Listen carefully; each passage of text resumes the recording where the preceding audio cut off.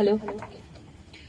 Transgender মানুষের আত্মপরিচয়ের অধিকার রক্ষার দাবিতে আমরা নিচে স্বাক্ষরকারী নাগরিকবৃন্দ গভীর উদ্বেগের সাথে লক্ষ্য করছি যে সাম্প্রতিক ট্রান্সজেন্ডার অ্যামেন্ডমেন্ট বিলে ট্রান্সজেন্ডার ব্যক্তিদের সেলফ আইডেন্টিফিকেশন আত্মপরিচয়ের অধিকার সীমিত করার প্রস্তাব আনা হয়েছে। আমরা দৃঢ়ভাবে বিশ্বাস করি প্রত্যেক মানুষের নিজের লিঙ্গ পরিচয় নির্ধারণের অধিকার একটি মৌলিক মানবাধিকার।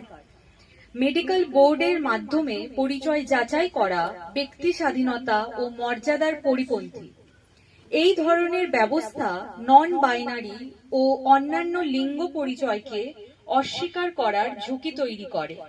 নালসা 2014 রায়ে সেলফ আইডেন্টিফিকেশন একটি সাংবিধানিক অধিকার হিসাবে স্বীকৃত।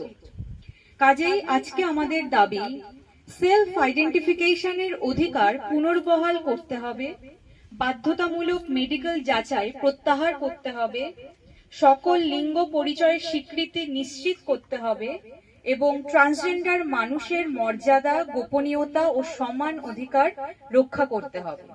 মানুষের পরিচয় কোনো প্রশাসনিক অনুমতির বিষয় নয়, এটি তার মৌলিক অধিকার। নমস্কার।